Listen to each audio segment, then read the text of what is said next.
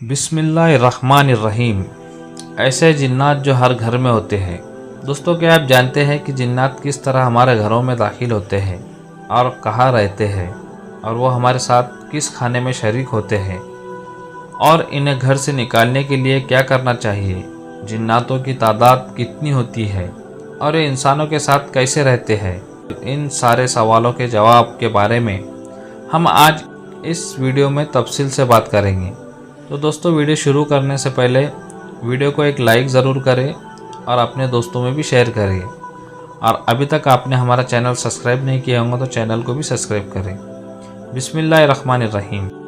हज़रत इब्ने उमर रज़ियल्लाहु ताला अन्हु फरमाते हैं, चौथी ज़मीन के ऊपर और तीसरी ज़मीन के नीचे इस कदर जिन्नात रहते हैं कि अगर वो तुम्हारे सामने ज़मीन और आसमान के बीच आ जाए तो उनकी तादाद की वजह से तुम्हें सूरज की रोशनी तक दिखाई न दे, यानी हर तरफ अंधेरा हो जाए। इसी तरह हज़रत उमर बिकाली रज़ियल्लाहु ताला अन्हु जिन्नात की तादाद और पैदाइश के हवाले से फरमाते हैं कि जब इंसान के यहाँ एक बच्चा पैदा होता है तो जिन्नात के यहाँ 9 बच्चे पैदा होते हैं, यानी जिन्नातों की तादाद इंसानों की तादाद से 9 गुना ज़्यादा है। इसी तरह एक अंदाजे के मुताबिक अगर दुनिया में इंसानों की तादाद 7 अरब से ज़्यादा है तो जिन्नातों की तादाद 63 अरब से ज़्यादा होंगी। लेकिन ये सिर्फ ऊपर बताई गई हदीस के मुताबिक अंदाज़ा लगाया गया है, जबकि सही तादाद तो अल्लाह रब्बुल इज़्ज़त को ही मालूम है। हज़रत अबू हुरैरा रज़ियल्लाहु ताला अन्हु से रिवायत है कि नबी करीम सल्लल्लाहु अलैहि वसल्लम ने इरशाद फरमाया कि मेरे लिए कोई पत्थर ढूंढ कर लाओ जिससे मैं इस्तिंजा कर सकूं, लेकिन हड्डी और लीद मत लाना। हज़रत अबू हुरैरा ने आप सल्लल्लाहु अलैहि वसल्लम को एक पत्थर दिया।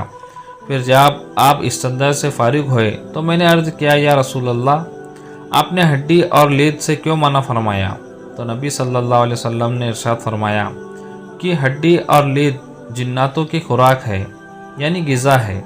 और फरमाया, मेरे पास नसीबीन जिनों का एक ग्रुप आया था, उन्होंने मुझसे खुराक मांगी तो मैंने अल्लाह ताला से दुआ की, या अल्लाह, ये जिन जिस भी हड्डी और लीद के पास से गुजरे इसी पर आपने ग़िज़ा मौजूद पाए।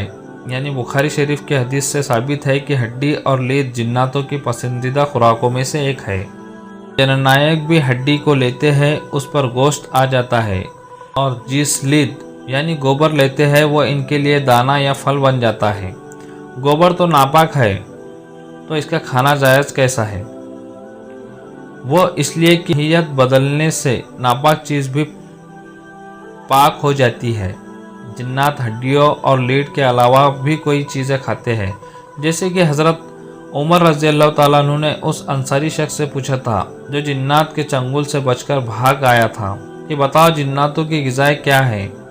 तो उसने अर्ज़ किया कि वो लोबिया खाते हैं और वो हर चीज़ खाते हैं जिस पर अल्लाह का नाम लिया गया है।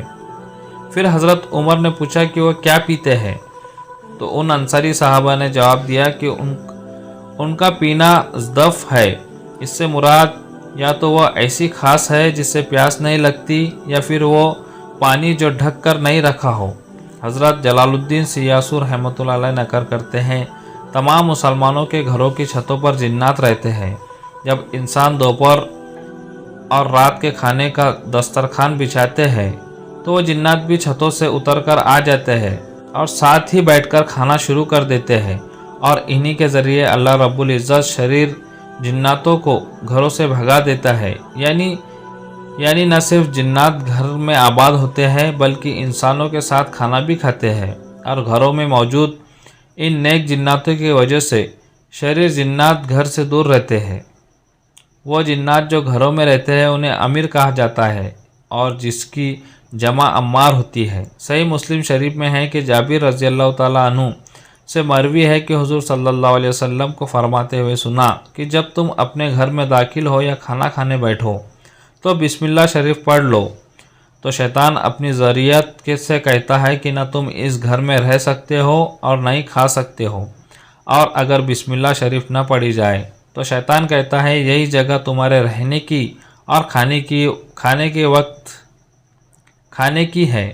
खाने के वक्त भी बिस्मिल्लाह शरीफ न पढ़ी जाए तो शैतान कहता है तुम्हें रहने की जगह भी मिल गई और खाने की भी मिल गई। नेक जिन्नातों के बारे में तो हमने बता दिया कि वह मुसलमान घरानों के घर के छत पर रहते हैं, जबकि शरीर जिन्नातों के बारे में यह है कि वो घर में मौजूद बैतुल खला, कचरे का ढेर और गुस्सल के वगैरह में रहते हैं। यही वजह है कि नबी करीम सल्लल्लाहु अलैहि वसल्लम ने फरमाया कि तुम में से कोई अगर बैतुल खला में जाए तो जाने से पहले बैतुल खला की दुआ पढ़ लिया करे। अल्लाह ताला हम सबको नबी करीम सल्लल्लाहु अलैहि वसल्लम की सुन्नत पर अमल करने की तौफीक दे।